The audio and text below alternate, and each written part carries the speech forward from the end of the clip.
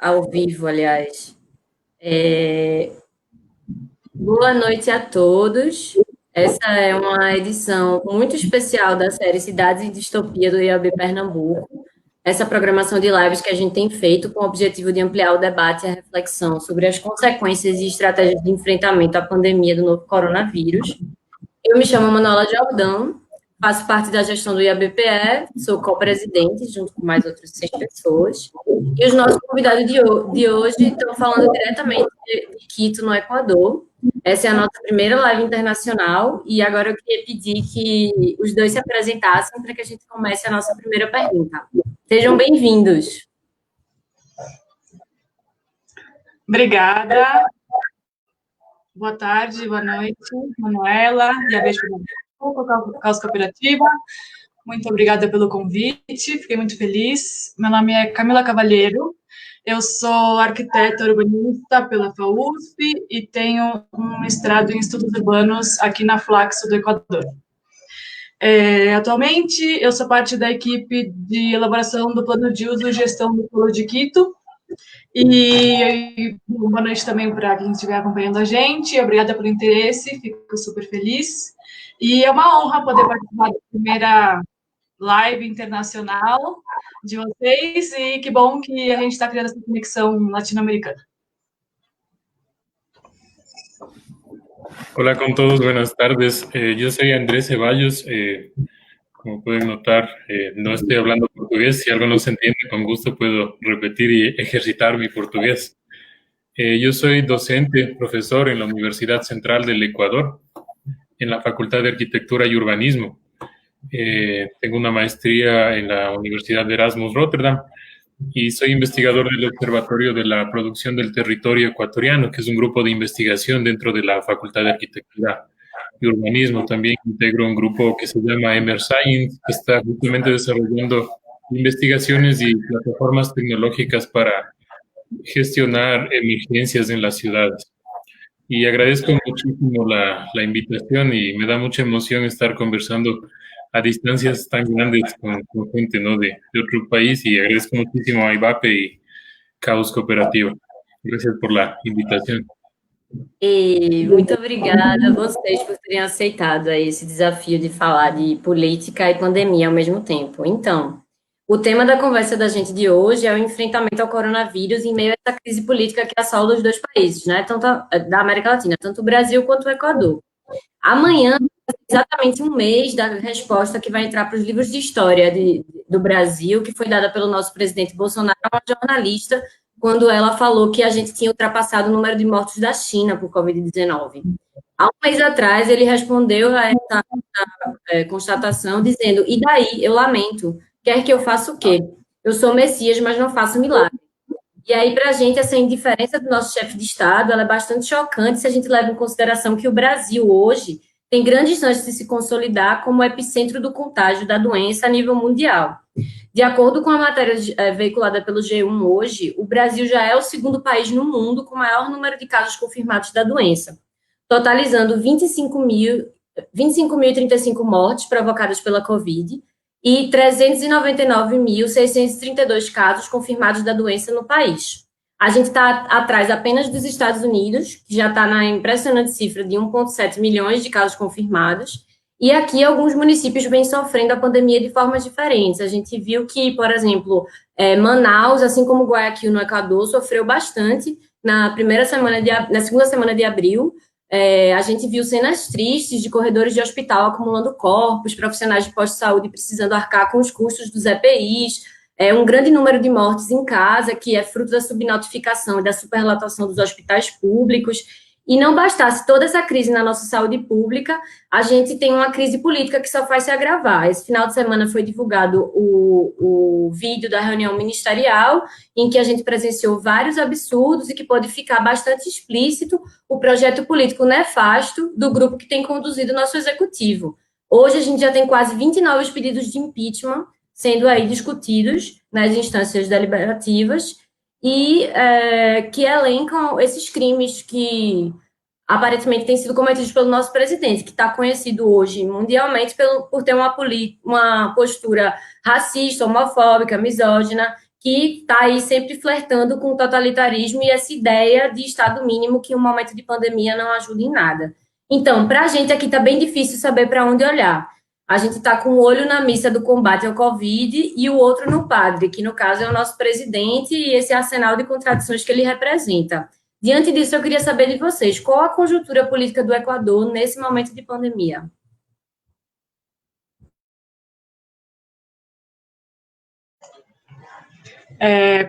Posso compartilhar a tela para responder?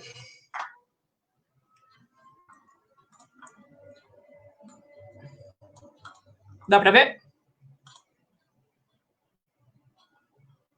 Dá para ver? Dá sim, amiga. Tá vendo? Tá tela cheia para todo mundo já. Beleza. Bom, vamos lá, então. Para quem não conhece muito sobre o Equador, eu só quero dar uma contextualizada. É um país bem pequeno, entre a Colômbia e o Peru, aí onde dá para ver no mapa da esquerda. E é um país que tem umas características bem específicas geográficas. Então, a gente tem uma faixa de costa, a costa do Pacífico, tem toda a Cordilheira dos Andes, que é essa parte roxa, e tem a Amazônia, além de Galápagos, tá? O Equador, ele é mais ou menos do tamanho do Rio Grande do Sul, e ele tem 17 milhões de habitantes, então é menos que a grande São Paulo. E grande parte dessa população é indígena, e esse assunto vai ser importante para o que vem a seguir. Então, a questão política que está acontecendo agora no Equador, eu acho que dá para começar falando de quando o atual presidente começou a gestão dele, em maio de 2017, há 3 anos, e ele era o sucessor do antigo governo. Ele foi vice no antigo governo, aqui o vice pode ser do mesmo partido, não é como no Brasil, e, teoricamente, se esperava que ele fosse seguir o mesmo governo progressista de antes. Porém, não foi o que aconteceu. Ele rompeu relações com o anterior presidente, o partido se dividiu, e ele começou a se direcionar mais para um governo neoliberalista relacionado com o Fundo Monetário Internacional. Só uma coisa que eu esqueci de falar é que eu vou dar alguns pontos específicos do momento do Equador, da política do Equador, mas com certeza vai faltar alguma coisa, eu já peço desculpas por isso desde já, tá? Então tá, esse novo presidente, o Lenín Moreno, ele começou a criar algumas políticas de austeridade. Então, houve demissões massivas de funcionários públicos, redução de orçamento de educação, iniciativas de privatização de empresas públicas, entre outras coisas.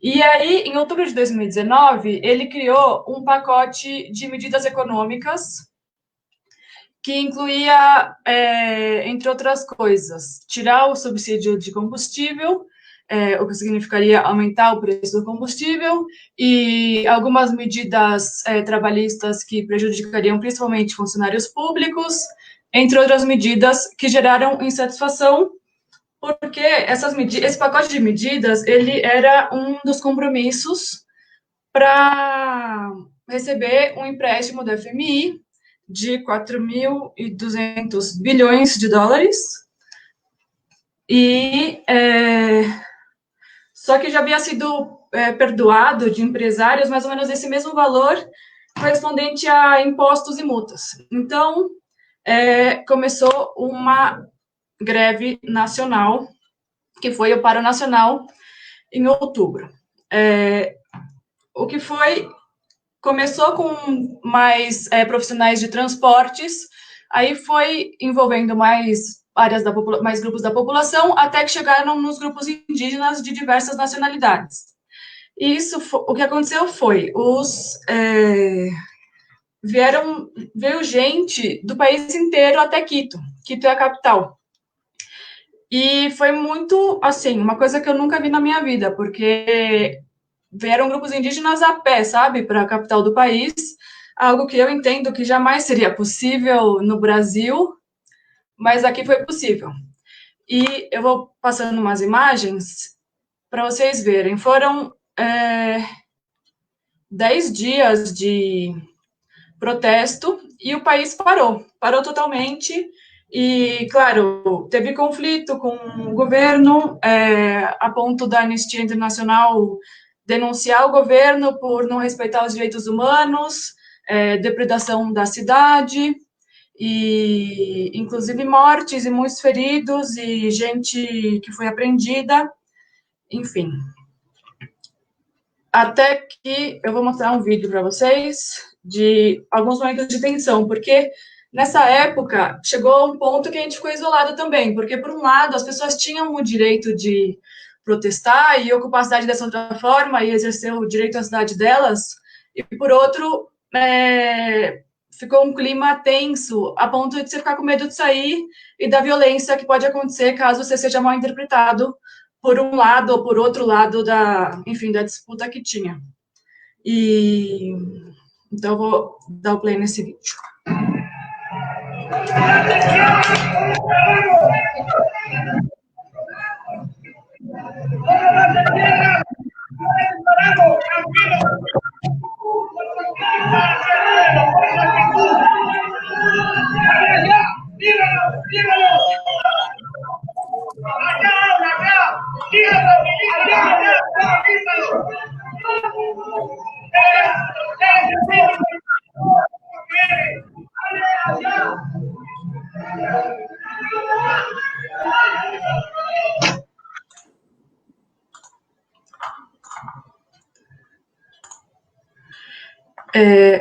E aqui é um outro vídeo na mesma rua, onde as pessoas estavam protestando nesse bairro e enfim, era um clima um pouco quase.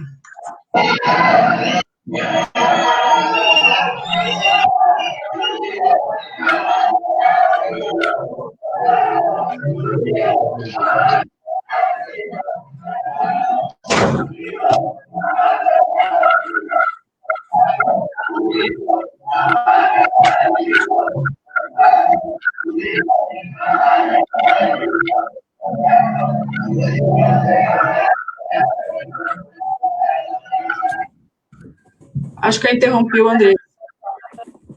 Desculpa. Fala, Andrés.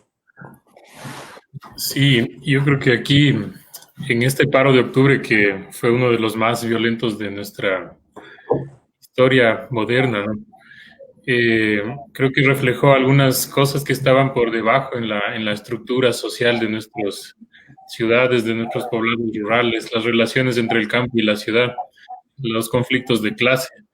Empezó como un paro que tenía una especie de liderazgo del movimiento indígena, derivó luego en una especie de violencia interna de los barrios en las ciudades, especialmente en Quito. El punto de a veces tener enfrentamientos entre clases sociales en los barrios de la ciudad. Aquí la violencia escaló en distintos niveles, ¿no?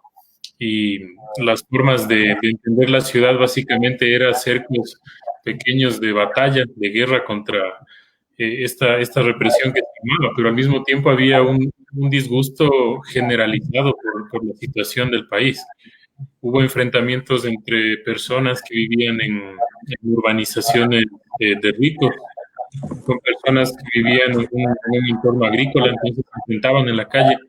Hubo ataques, hubo inclusive manipulación de medios, hubo de todo. Puedes seguir pasando las diapositivas.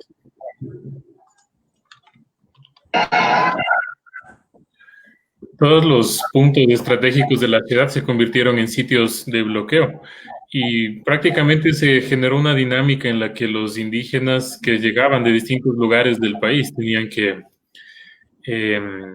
eran recibidos por la gente les daba alimentos, les daba apoyo, pero si es que alguien pretendía circular y no pertenecía al movimiento indígena o no estaba como apoyando la protesta, se le bloqueaba, ¿no? Era una estrategia un poco para facilitar el acceso a la gente.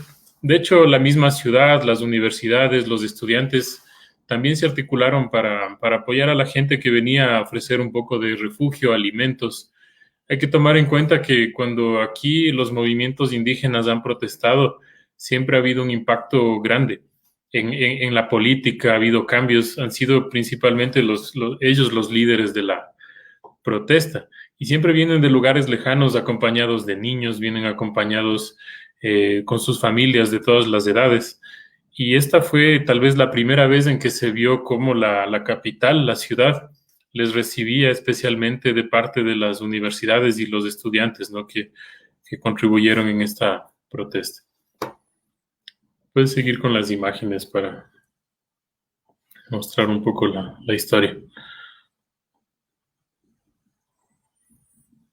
Pasa a la siguiente. Camila? Después de, como decía Camila, después de varios días de protesta nacional, finalmente se estableció una especie de reunión mediada por las Naciones Unidas, por la ONU, en la que se transmitió en vivo este acuerdo, ¿no? Es la primera vez que esto pasaba en el Ecuador, que se transmiten en vivo estas negociaciones que pueden ver ustedes en las imágenes al presidente, pueden ver al movimiento, a los representantes del movimiento indígena del Ecuador y al gabinete, que es el conjunto de ministros del Estado. Los que exigieron que eso sea transmitido en vivo eran los líderes de la protesta, porque siempre se manipulaban los resultados, las informaciones, los datos, entonces ese fue un requisito, ¿no? Pásale a la siguiente.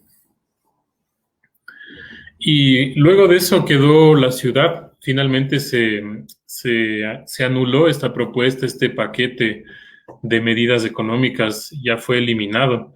Fue lo que se consiguió con esta protesta, pero comenzaron a aparecer otros rezagos de resentimiento social también y visiones distintas, sobre todo sobre la ciudad, ¿no? Y las clases, y cómo la ciudad a veces olvida la memoria del lugar que fue un sitio donde los indígenas eran principalmente los habitantes, los dinamizadores de la economía urbana, pero la gente comenzó a fijarse en cómo quedó la ciudad. Decían que los daños, que se dañó el espacio público, que no funcionaba ya la ciudad como era por culpa de ellos, que la violencia.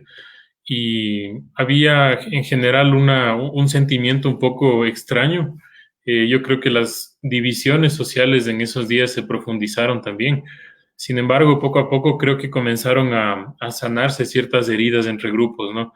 Hay que tomar en cuenta también que aquí la población indígena principalmente habita en el campo, en las zonas rurales, y hay una dinámica de clases también entre las diversas etnias. Estas imágenes de aquí muestran ya a personas que no querían cobrar a los manifestantes estos daños, estas cosas que pasan, ¿no? En el espacio público, y más bien la misma gente que incluso algunos de los manifestantes se quedaron para hacer limpieza, para restaurar un poco las cosas y como una señal, yo creo que de buena fe a veces, ¿no? Como decir, esto es la protesta, pero nosotros nos encargamos. Mucha gente agradecía a los indígenas por protestar casi que a nombre de todos los ecuatorianos. Sin embargo, había grupos que no lo veían así, que no se sentían identificados, ¿no? Siguiente. Siguiente.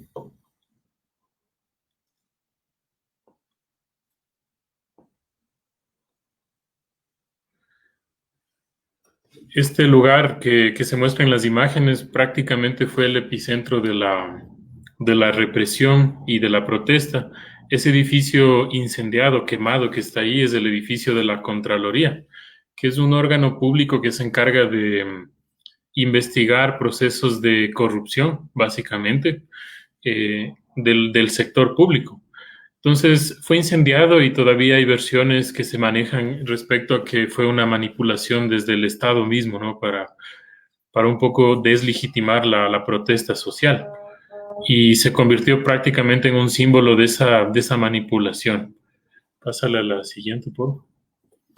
Uno de los actos que tampoco se habían visto en las protestas de este país en los últimos años es esto que está aquí. Es un parque cercano al otro sitio del epicentro de la protesta, donde se montó una especie de memorial, una especie de pequeño monumento en nombre a las personas que fallecieron, porque hubo muertes, hubo heridos, Y aquí se reunieron varios sectores de la población a hacer a veces oraciones, a veces a decir palabras y a conmemorar. Son muertes que existieron, que tienen nombre, que tienen apellido, pero que el Estado ocultó, que no, decían que no había muertes, decían que habían sido accidentes de tránsito esas muertes, ¿no? No que eran resultado de la represión. Siguiente.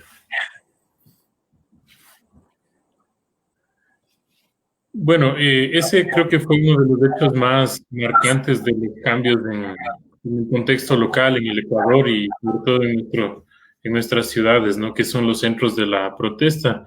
Y ya estábamos con estos cambios y esta tensión social desde octubre. Claro que son cosas guardadas, acumuladas desde que inició este gobierno con estos cambios inesperados, ¿no? Yo creo que aquí Camila les puede contar un poco cómo ha sido la dinámica entre este evento, que es considerado un cambio importante en nuestra sociedad, y lo que está pasando ahora.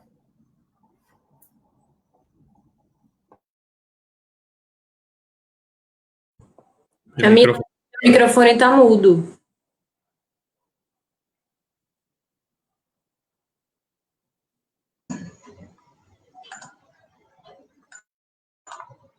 Me escuta? Sim. Sim. Sim? Me escuta? Tá.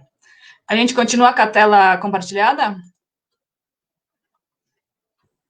Você que sabe. Se quiser mostrar mais alguma imagem, fica à vontade. Eu quero continuar, por favor.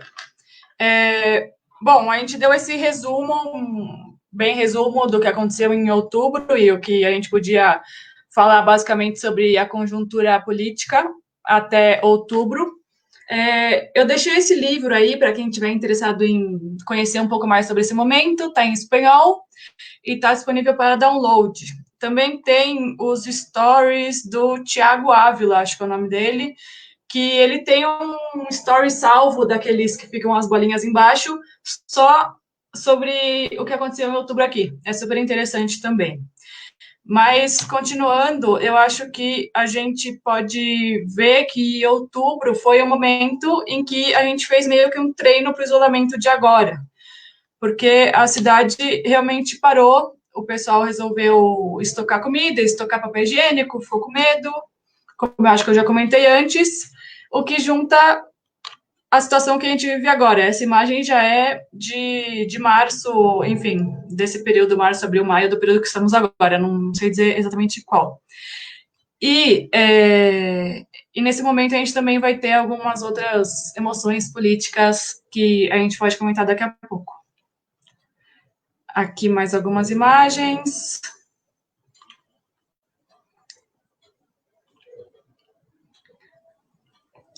Bom, eu vou antecipar um pouquinho algo que eu acho que...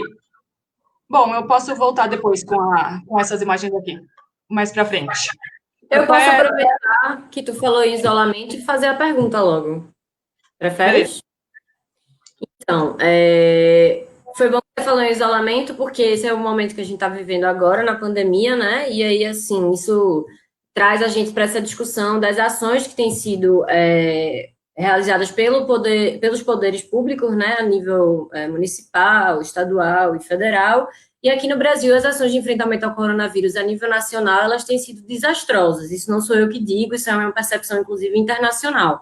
A gente já vai no segundo ministro da Saúde, que pede demissão por discordar dos posicionamentos do presidente. Eles divergem sobre coisas como, por exemplo, a prescrição da cloroquina e da hidroxicloroquina, que a gente tem visto que tem dividido a opinião dos médicos, mas que já tem estudos que comprovam que ela não tem eficácia no tratamento da doença. Em plena pandemia do coronavírus, o presidente da gente foi às ruas para fazer coro com outros manifestantes, sem respeitar as exigências da OMS, para reivindicar os mais tipos de absurdo e de ataque à nossa democracia, como, por exemplo, o fechamento do STF. Quem tem segurado a onda aqui nesse momento de pandemia no Brasil tem sido os governadores e prefeitos, que, inclusive, foram ameaçados de prisão pela nossa ministra aí, Damares, que, muito incomodada com eles estarem fazendo alguma coisa pelo país, achou que Na verdade, eles mereciam ser presos, porque boa parte do nosso quadro do executivo discorda do isolamento social. Então, algumas das iniciativas que têm sido mais restritivas têm se organizado em torno dos comitês de crise locais, e têm tomado algumas iniciativas, como a elaboração de decretos que orientam a população sobre os procedimentos de isolamento. Aqui no Recife, a gente já está vivendo um lockdown, então você só pode sair com seu carro se a sua placa for ímpar no dia ímpar e se for par no dia par. Que mais? A gente tem também o fechamento dos serviços que não são essenciais, a obrigatoriedade do uso de máscara aqui no Recife. O monitoramento do avanço da doença tem sido feito com frequência, tanto pelo governo estadual como municipal, com ações de cartografia, para poder, enfim, ter uma noção do contágio, de como é que está se alastrando. E também eles têm atuado, os governadores e prefeitos, na mobilização de recursos para a construção de hospitais de campanha, para a confecção de máscaras e para a compra de respiradores. Mas até o contexto político da gente, esquizofrênico, também contribui para uma dificuldade até em conseguir esses respiradores. O presidente fez uma série de citações à China, que é uma das principais produtoras de respiradores no mundo, e isso tudo começou a dificultar também nossas relações internacionais no sentido de combater a pandemia. Eu queria saber de vocês quais são as iniciativas de enfrentamento ao Covid que vêm sendo implementadas pelo governo federal do Equador e pelos municípios em especial, assim.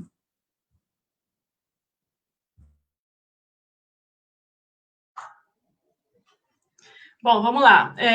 O Equador, ele foi o terceiro país latino-americano a ter alguém contagiado pelo Covid, no fim de fevereiro. Isso porque existem muitos equatorianos que moram na Espanha, na Itália, e acho que possivelmente essa foi uma conexão de vinda do vírus para cá.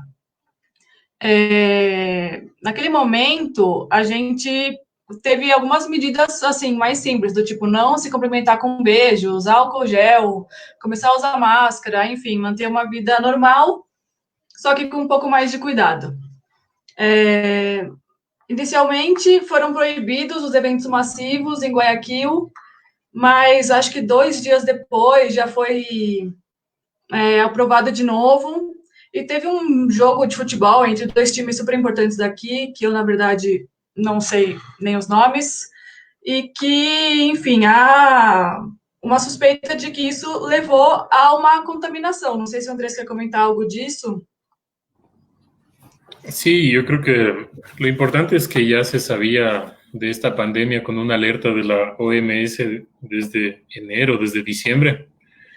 Y cuando ya se habían incorporado las medidas de seguridad en el país, se hizo una excepción exclusivamente para ese juego de fútbol en Guayaquil. Y justamente es fácil encontrar esa relación entre lo que ha pasado en Guayaquil, que fue un disparo de los contagios, de las muertes, de los fallecimientos, con este evento. Es un evento masivo, ¿no? Eran los 2 equipos más populares del país y eso no estaba prohibido. Entonces ahí eso es una señal de lo que pasaría inclusive después, de que ha habido actores políticos locales de los municipios que han tenido una cierta relación a veces de protección de parte de la autoridad central, del gobierno central, y otros no. En el caso de Guayaquil, esta desigualdad económica que existe en Guayaquil, yo creo que fue también uno de los factores que profundizaron esto, porque las medidas tampoco fueron recibidas muy bien por la población, porque era difícil, ¿no?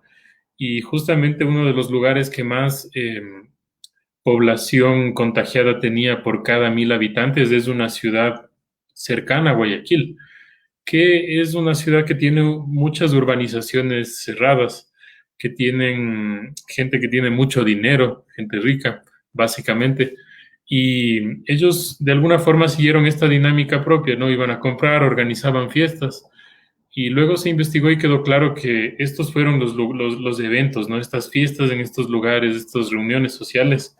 Se llegó hasta ese punto de detalle de investigar los orígenes de la aceleración en el contagio del COVID-19. Entonces ahí yo creo que fue un punto que marcó toda la diferencia, porque en el resto de ciudades no estaba pasando todavía esto. Ya los alcaldes comenzaron a tomar un poco más de control de la situación inclusive sin la coordinación municipal y yo creo sin la coordinación con el Estado nacional. Y yo creo que esa puede ser una similitud con lo que pasó en Brasil, que no había necesariamente una relación de sintonía entre el gobierno y los municipios y los gobiernos locales, ¿no? Aqui a gente está vivendo uma crise que o próprio presidente chama os governadores de bosta, e, enfim, de outras palavras de baixo calão, e de fato se criou uma situação hoje em que a gente vê esses dois polos brigando aí pelo protagonismo no enfrentamento à pandemia, sob essa justificativa de que não adianta você frear a curva do vírus e comprometer a economia. Ficou até famosa uma frasezinha aqui: você vai deixar sua avó morrer pela economia? Assim, aquela que é grupo de risco, né? Então, queria ouvir mais um pouco. Camila, acho que estava querendo falar mais um pouco, né, sobre essas ações de enfrentamento aí no Equador. O microfone. Isso, como agora tá? Tá bom.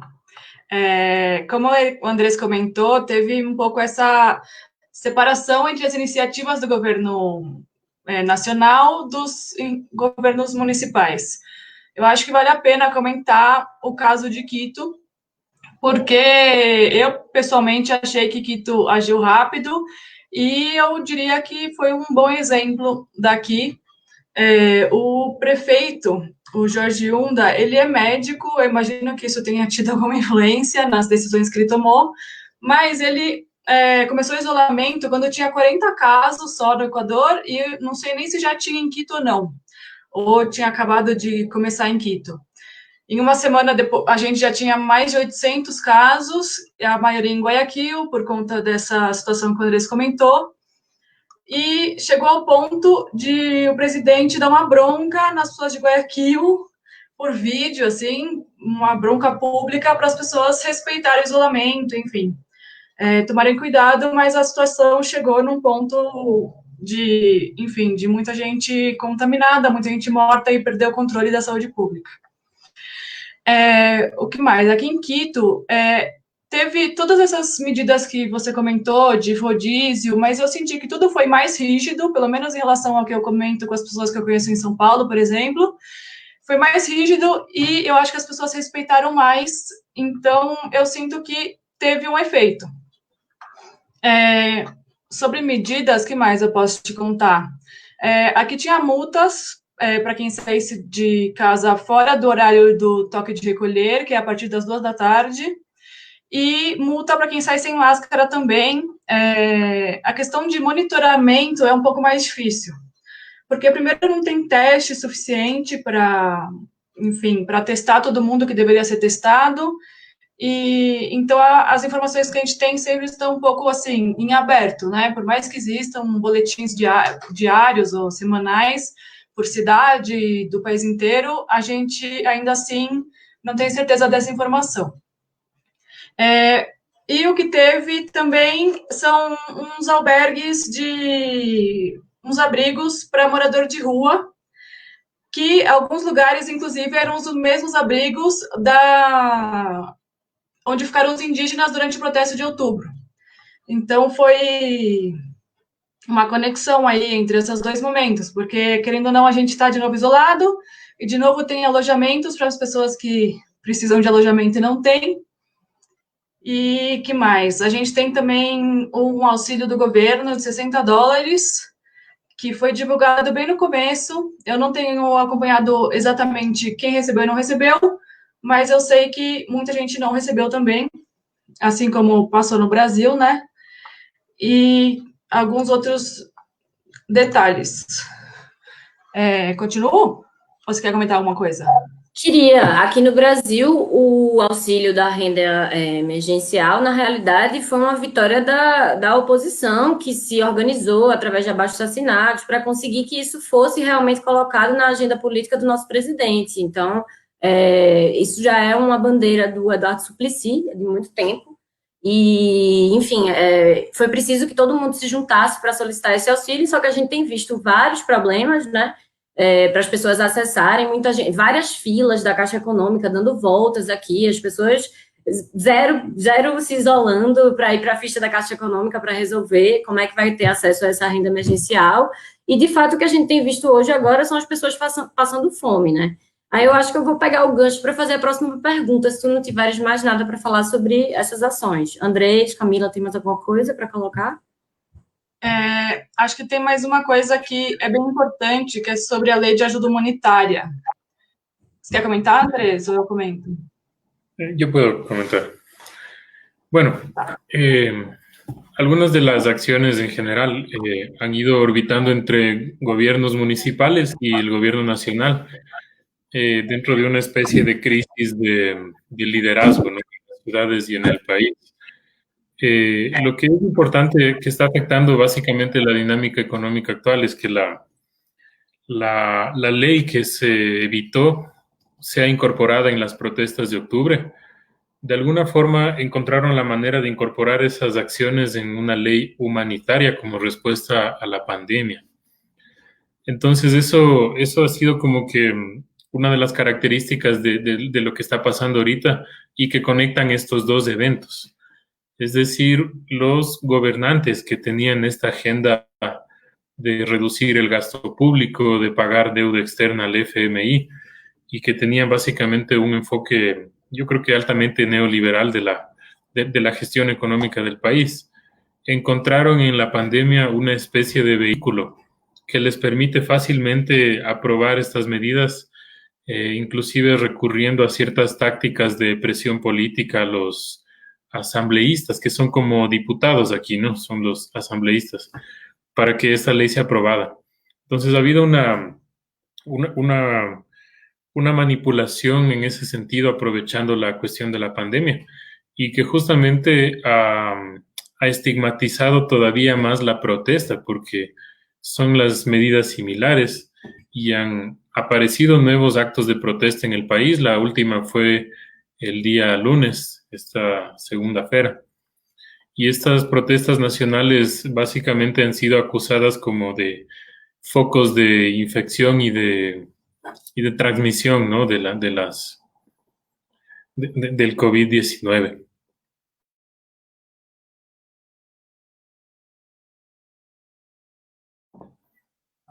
Creo que Camila tiene más comentarios. Isso, agora acho que eu posso mostrar já de novo aquelas imagens que são atuais dos protestos agora.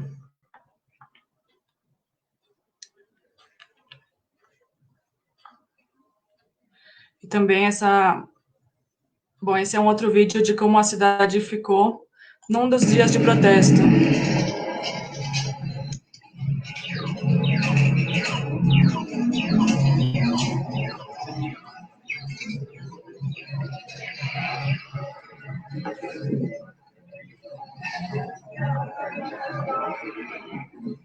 Essas ciclovias já existiam, tu tinha comentado comigo que teve uma iniciativa nesse sentido também, né? Do governo de implementar más ciclovías en la pandemia.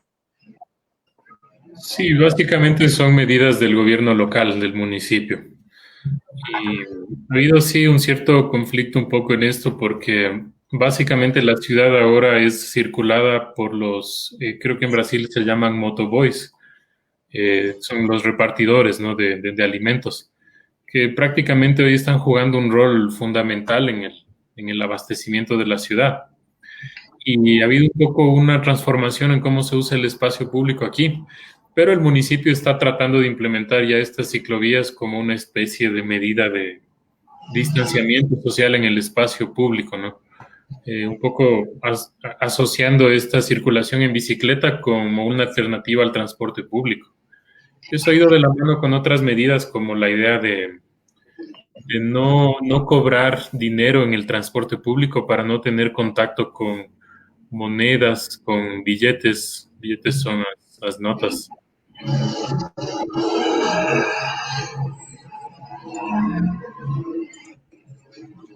Pero básicamente la ciudad poco a poco está recuperando sus vendedores ambulantes informales.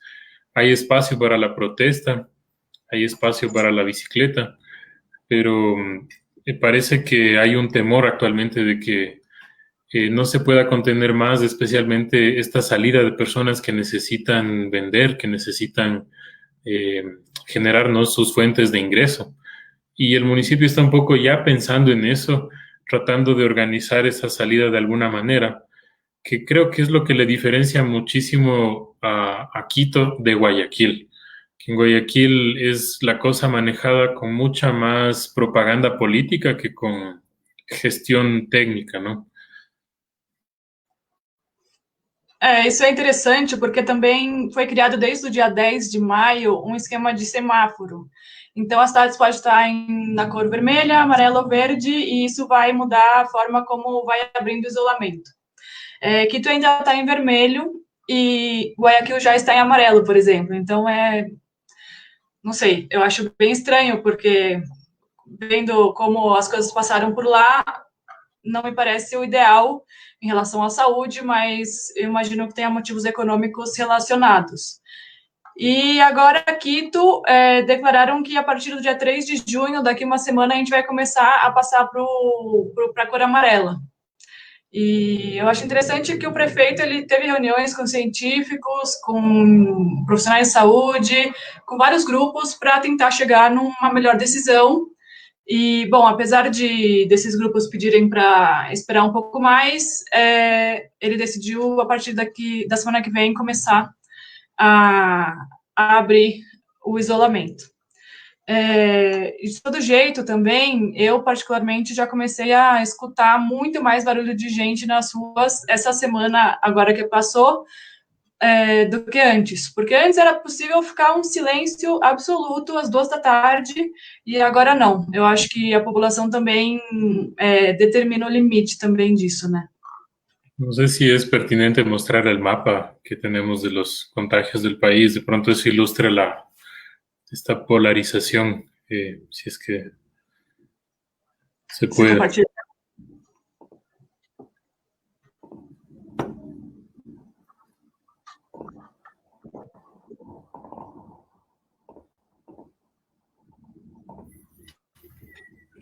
Sí.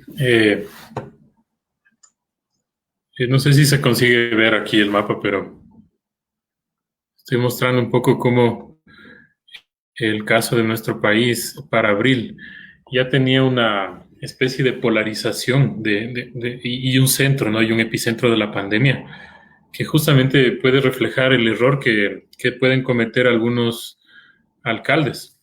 Porque en Ecuador creo que han pasado estas dos cosas, ¿no? Por un lado, algunos municipios han tomado control, los gobiernos locales, para contener los contagios de alguna forma, pero por otro lado tenemos lugares como el que decíamos al principio, ¿no? Guayaquil, San Borondón, que es una ciudad que tiene la mayor concentración, que no han sabido lidiar con esa gestión de lo que significa manejar la pandemia, manejar los cercos epidemiológicos. Y lo que decía Camila es absolutamente cierto. Puede ser peligroso, puede ser un riesgo permitir la apertura de las actividades en lugares que todavía presentan estos problemas, ¿no? Estas ciudades que ven aquí, que son Guayaquil y San Borondón, son prácticamente las dos que todavía siguen siendo el epicentro de estos problemas, ¿no? Y la información que tenemos ahora en el país, inclusive desde las universidades, ha sido limitada, que también ha dificultado que algunos municipios y gobiernos locales tengan sus datos para poder saber qué hacen, porque han cambiado las políticas desde el gobierno de cómo la información de contagios es calculada, los datos no son todavía claros, ya no se publican cifras diariamente, entonces puede ser que la realidad sea mucho más oscura y peligrosa de lo que sabemos hasta ahora.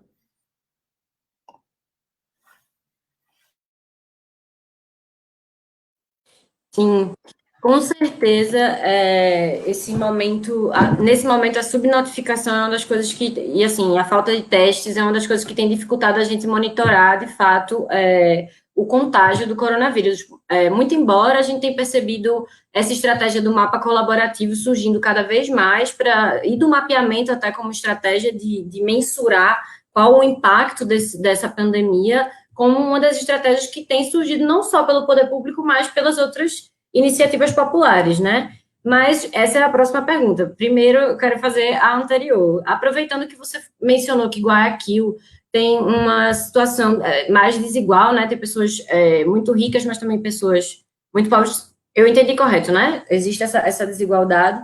Então, uma das coisas que essa pandemia suscitou foi essa consciência, né, de um contexto de desigualdade econômica que permite o isolamento da classe média, que está em casa pedindo seu iFood, usando seu notebook, trabalhando em home office, sem grande dificuldade, mas uma gigante parcela da população não consegue garantir o seu sustento, porque tira sua renda mensal do comércio de rua, principalmente, e muito menos se isolar, em casas em que eles só têm um cômodo, onde falta água semanalmente, e geralmente não tem conexão direta com a infraestrutura de esgoto. Aqui eu vou mostrar rapidinho, só para a gente enriquecer mais o debate, uma pesquisa que mostra um pouco essa coisa da desigualdade aqui no Brasil, que está sendo desenvolvida pelo programa Cidades Sustentáveis. Eu só quero aqui colocar a minha tela. Esse estudo é bastante interessante porque ele relaciona.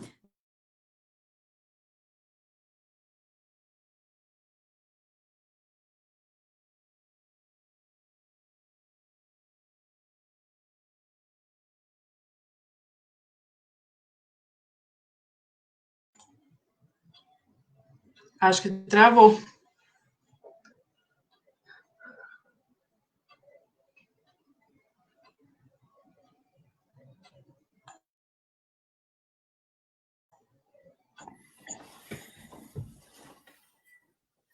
Sí, creo que esperemos un poco. Opa, tive um probleminha. Desculpa, gente. Então, eu ia mostrar, acho que foi quando eu fui compartilhar a minha tela. Então, deixa eu compartilhar a minha tela agora.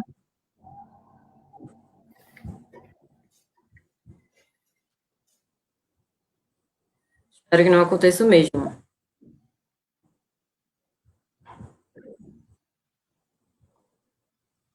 Estão vendo minha tela?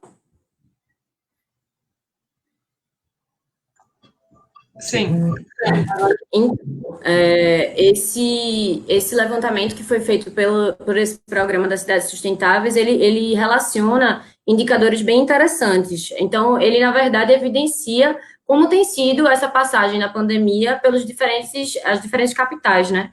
Então, aqui, esse mapa ele é bem interessante, que ele mostra o percentual da população que vive com menos de $5,50 por dia, que é um indicador do Banco Mundial, de linha de pobreza. Então, as pessoas que ganham menos de $5,50 por dia, elas estão abaixo da linha da pobreza.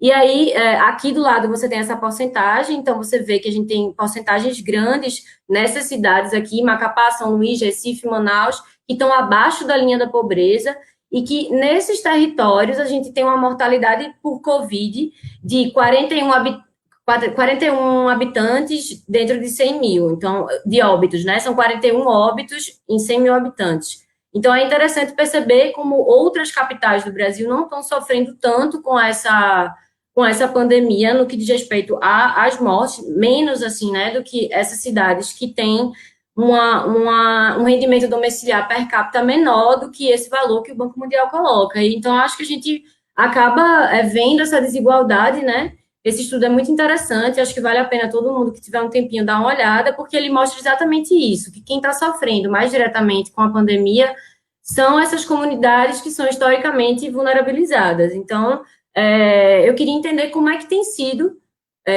o dia a dia dessas comunidades mais vulnerabilizadas aí no Equador, em Quito, se vocês quiserem fazer esse recorte, diante dessa pandemia.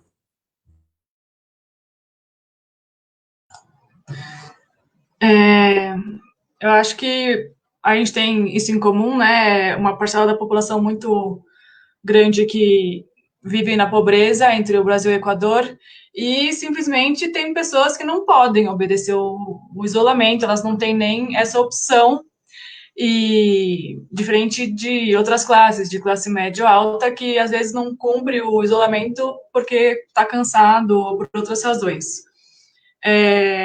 Aqui o que tem acontecido em alguns casos teve violência policial contra gente que rompeu a quarentena, e é isso tudo que você comentou, a moradia precária, muita gente morando no mesmo ambiente, uma pessoa se contamina dessa família que moram 5 ou 10 num cômodo e todos se contaminam. E o que eu acho interessante também é essa questão da importância da cartografia, porque todos os mapas que a gente vai vendo do contágio, em Quito, pelo menos, você vê que primeiro tinha alguns casos em bairros mais de classe média, média alta, e com o tempo foi estourando mais, foi aumentando o contágio nas áreas mais pobres. Então, é bem isso que você comentou mesmo, mas numa escala de cidade, não na escala do país, como você mostrou do Brasil. E eu entendo que em Guayaquil está acontecendo a mesma coisa. Mas outra coisa que eu acho interessante de comentar é a questão da água em Quito, porque por mais que existam, que a cobertura de saneamento não seja total, a cobertura de água é 99%, é um valor bem alto. Então, isso é um lado positivo. E outro dia, acho que foi no domingo, um amigo meu do mestrado, ele estava mostrando também numa live que houve uma diminuição da média de ingressos dos 40% da população mais pobre do Equador desde 2014. E que os mais afetados dessa diminuição são os grupos indígenas e negros. Então, além de já ser o grupo mais vulnerável da população, a renda deles tem diminuído. Então, eu acho que tudo isso se mistura com a questão política, porque as medidas da lei de ajuda humanitária, querendo ou não, elas botam nas costas da população uma conta que podia ser distribuída de outra forma, né?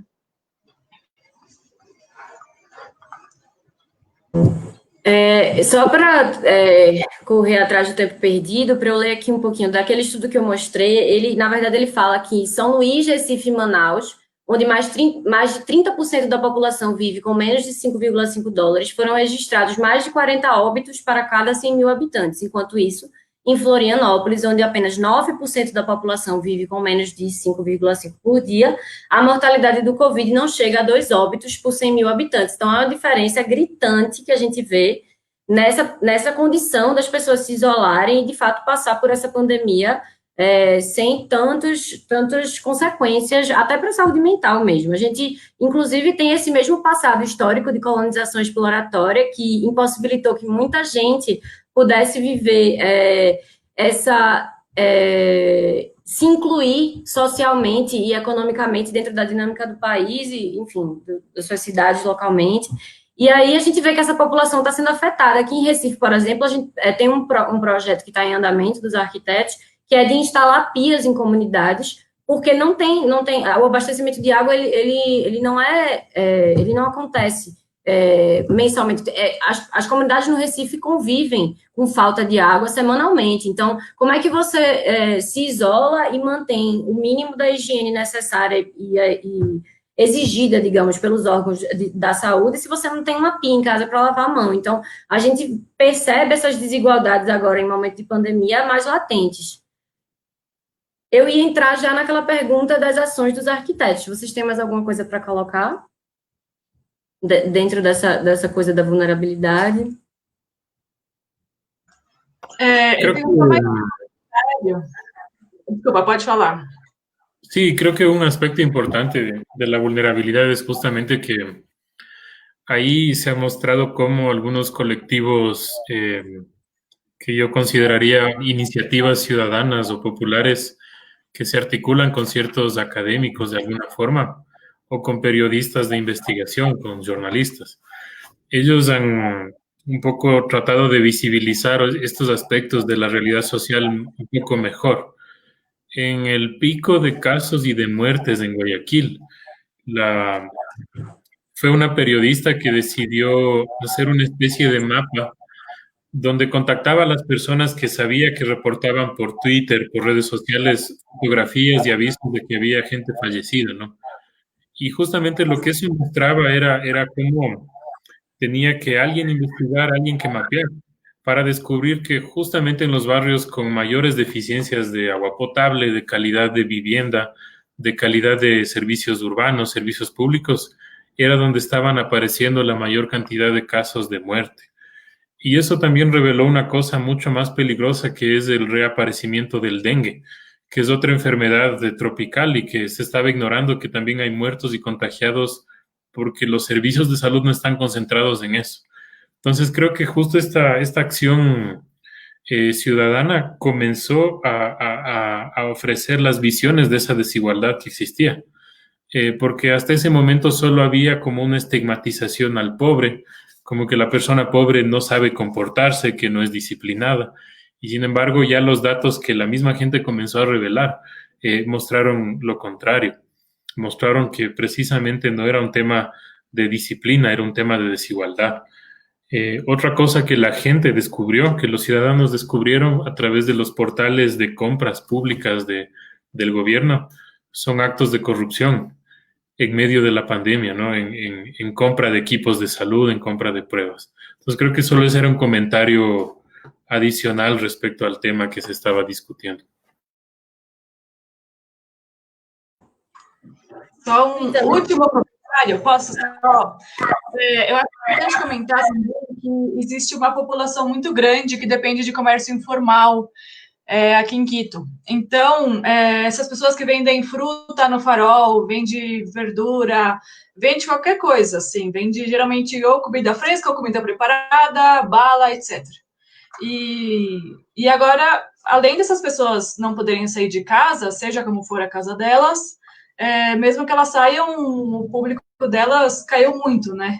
Então, fica um problema, é isso. Essas pessoas, no fim, elas têm saído normalmente e tentado viver. A gente escuta da janela gente gritando que está vendendo batata, vendendo máscara, vendendo o que for.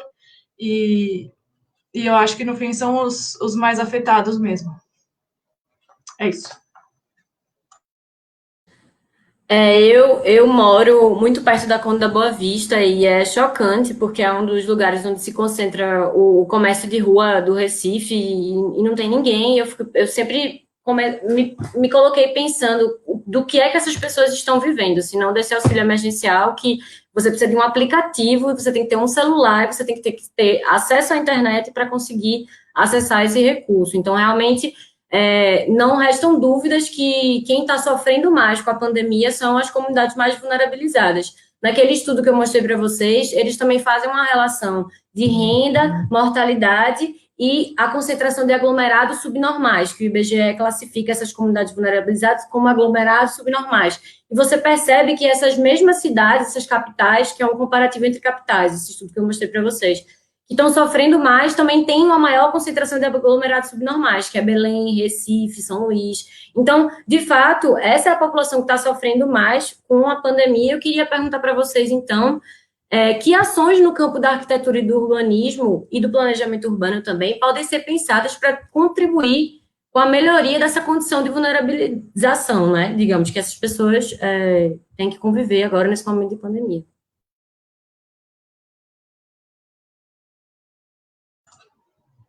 Vou eu? Bom, eu acho que, enfim, durante esse isolamento a gente consegue descobrir o que é mais essencial na vida urbana mesmo, né? Eu acho que principalmente se trata do abastecimento, de infraestrutura, equipamento de saúde, mas, querendo ou não, também espaço público e alternativas de mobilidade.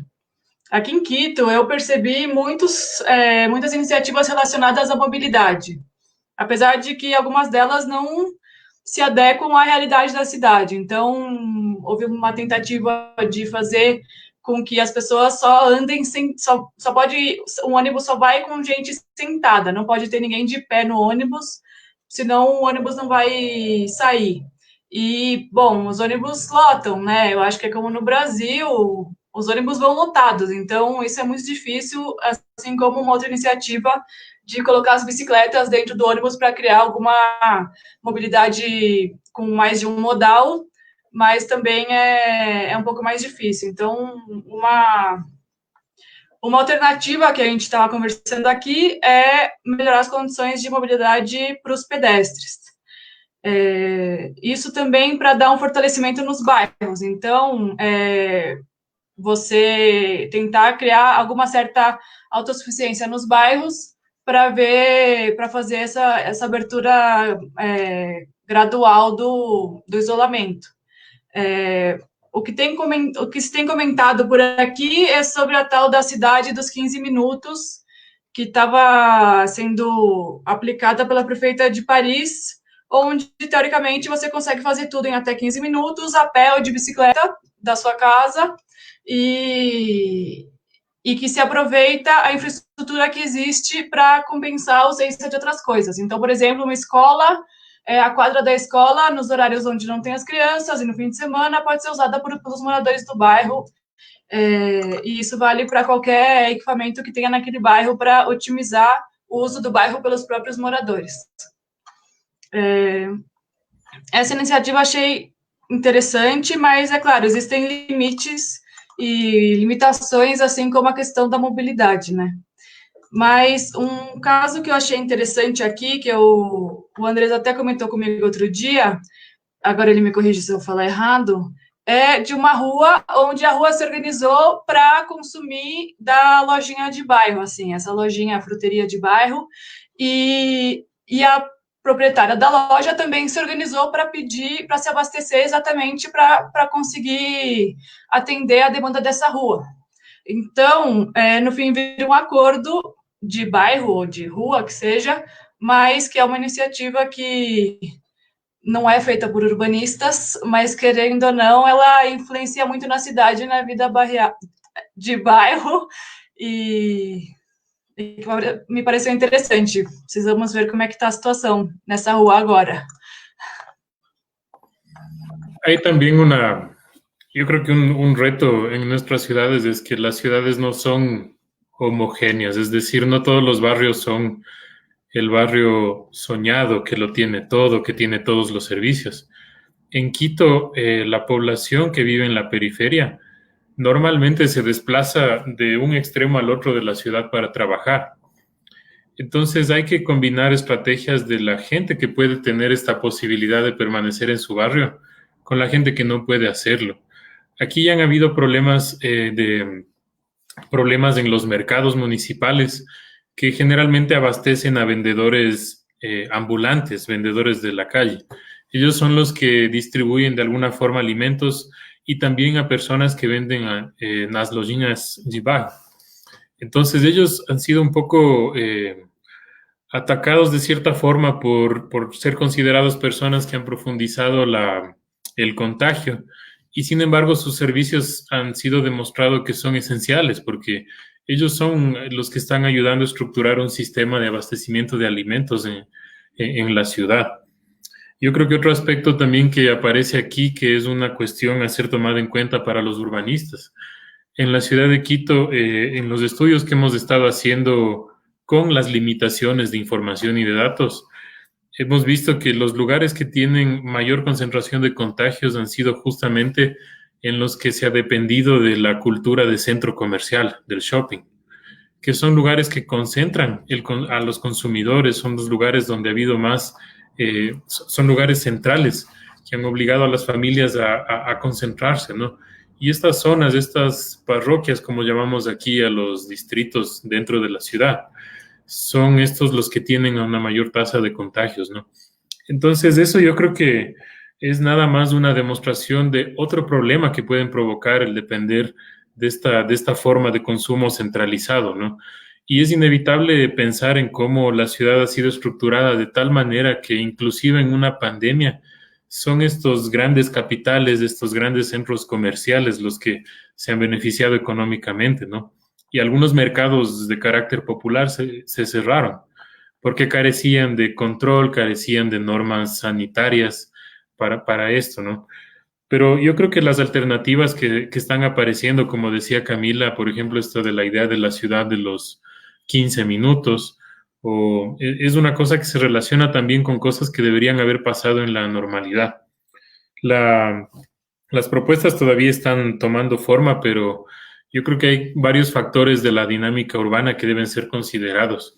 Existe, por ejemplo, la cuestión de la población estudiantil, que ahora están educándose en las casas con limitaciones, pero están haciendo una educación virtual en las escuelas. Y sin embargo, eso en el campo, en el mundo rural, no es posible. Ya han reportado algunas comunidades indígenas que están aumentando casos de contagio de niños y de jóvenes que tienen que ir hasta ciudades donde tienen servicios de Internet, porque no tienen eso en sus lugares, ¿no? La lógica del campo es diferente, es un espacio mucho más disperso. Entonces hay que hacer yo creo que como urbanistas, como arquitectos, tenemos la obligación de comenzar a entender otras dimensiones del problema urbano.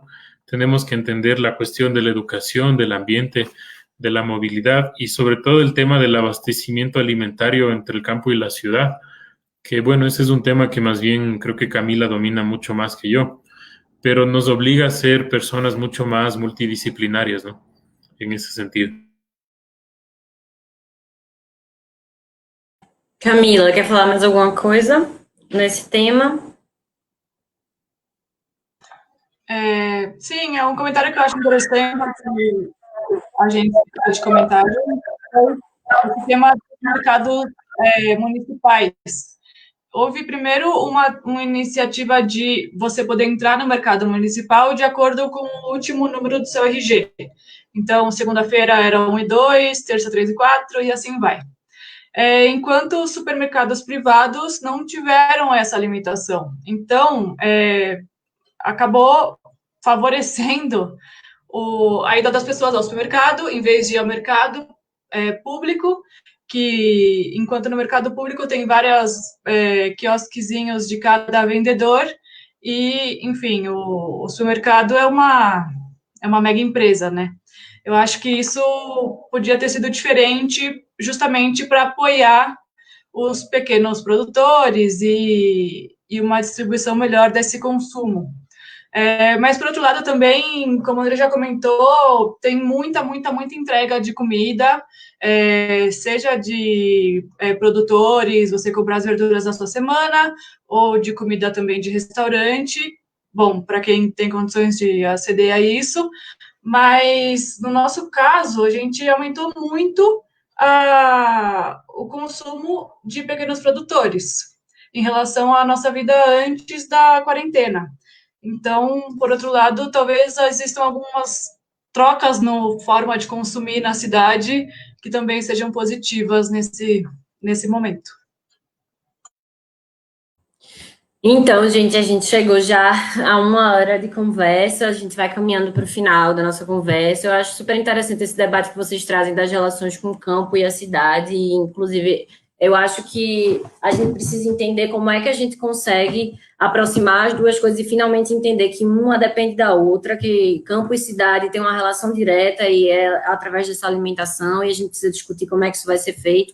A gente recebeu o Flávio Tavares, que é secretário lá do Conde, município da Paraíba, que eles têm uma iniciativa de colheita Conde, que eles aproximam esses agricultores familiares das pessoas que não estão podendo sair, que estão se isolando. Então, é uma iniciativa interessante que a gente poderia pensar em implementar, né, em outras escalas, além dessa escala local, poderia ser uma política de Estado, poderia ser uma política federal.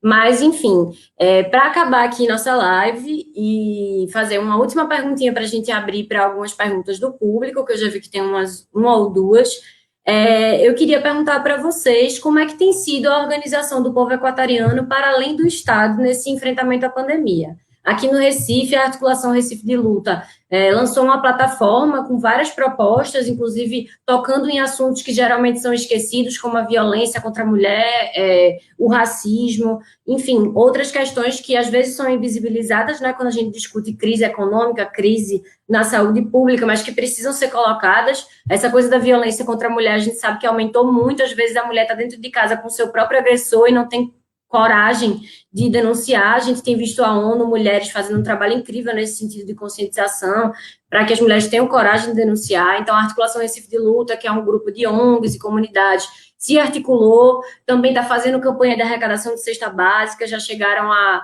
incrível cifra de 80 famílias em comunidades diferentes que receberam esse auxílio da cesta básica.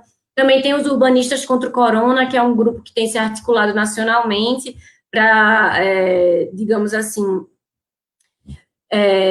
colocar, né, um posicionamento dos profissionais que discutem a cidade e se propondo a pensar e produzir soluções emergenciais para que estimule essa equidade social e espacial dos espaços periféricos. Também teve a Rede Copa, que aqui na região metropolitana do Recife, em Paulista, elaborou um mapeamento completamente independente para poder identificar as áreas vulnerabilizadas do município de Paulista e, assim, orientar o poder público na sua priorização, né, de ação. Então, eu queria saber o que tem acontecido aí no Equador nesse sentido. Como é que as pessoas têm se mobilizado para além do Estado? No sé si puedo comentar yo algo. Creo que aquí algunas de las iniciativas en ese sentido han sido por gremios profesionales que de alguna forma han querido organizarse, ¿no?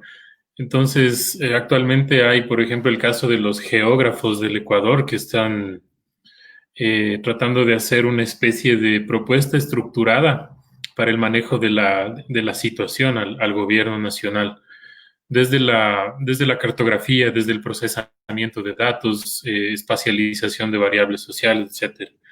Y al mismo tiempo grupos de urbanistas que también se han articulado a gremios de economistas, de sociólogos a través de las universidades y sus grupos, de alguna forma también están generando esta especie de movimiento y colectivo, ¿no? Que un poco trata de rescatar el valor del conocimiento, de la investigación científica como insumo para la toma de decisiones.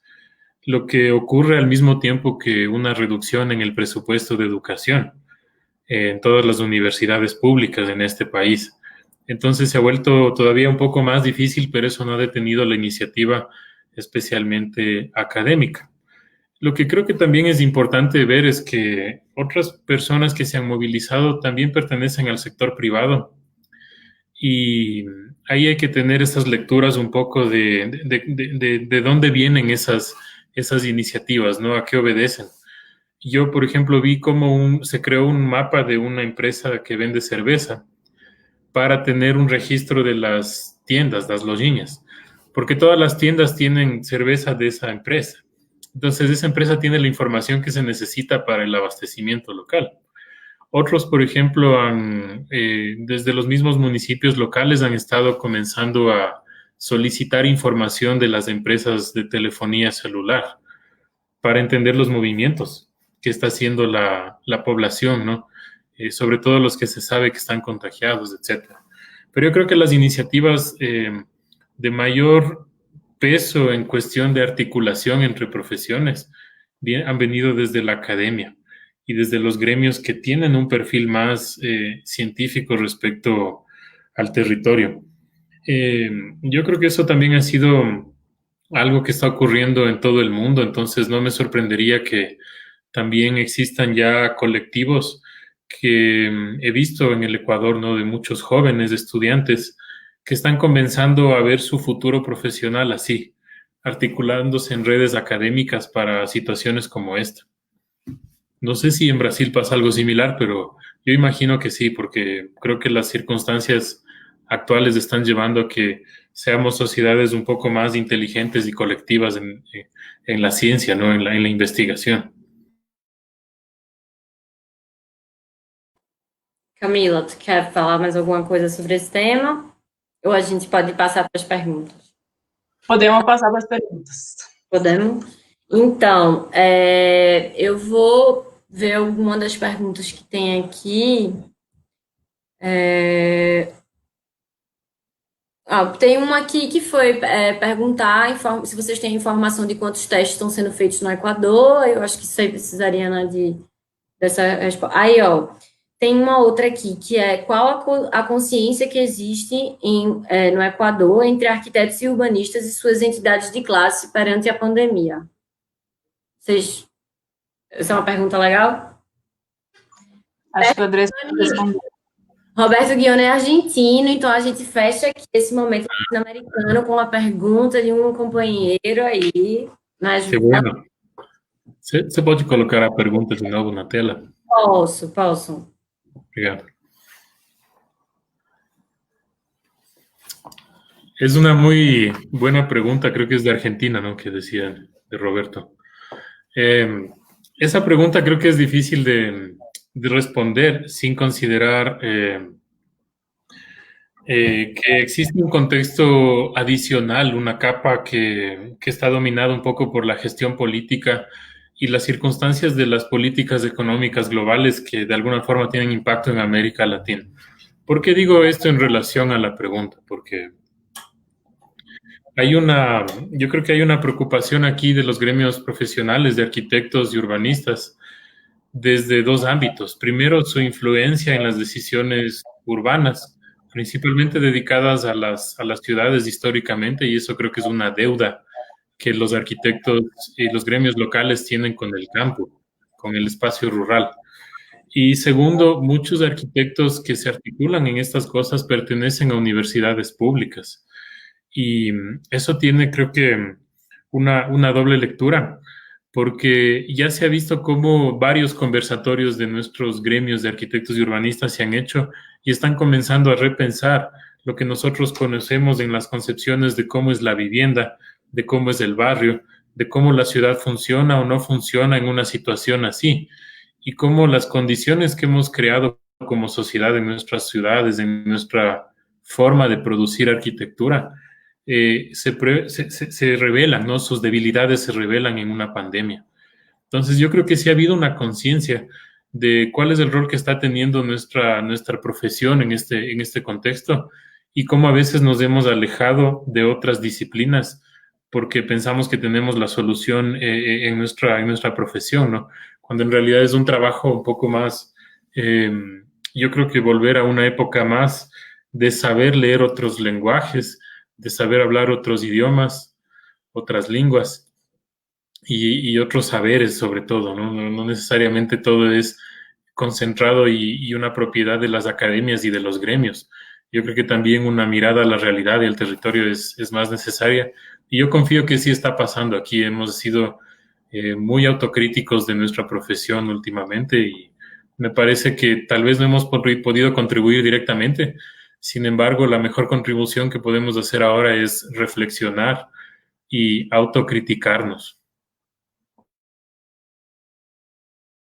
Eu não posso concordar mais com tudo que você falou e acho que a gente vai precisar passar por esse momento de autocrítica mesmo, inclusive para entender que a gente tem que estar nesses territórios que a gente diz que pensa e tem que estar em contato com essas pessoas que a gente diz que conhece pelos dados e pelos mapas.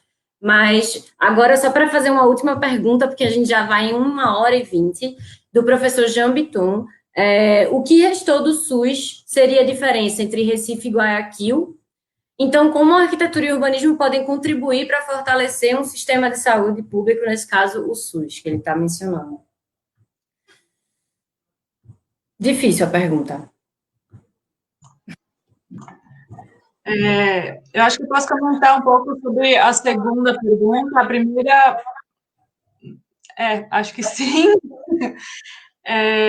mas eu vejo o planejamento, né, além da arquitetura e urbanismo, eu acho que como o planejamento tem uma obrigação de dar as condições mínimas para as pessoas não precisarem do SUS para muitas situações básicas, né? Então, essa questão de saneamento, de água, de acesso a transporte, a tudo. Então, eu acho que o primeiro ponto seria esse, de você poder viver numa cidade que não te deixa doente, né? Além da distribuição de postos de saúde, de hospitais e do equipamento, todo tipo de equipamento de saúde, eu acho que vai por aí.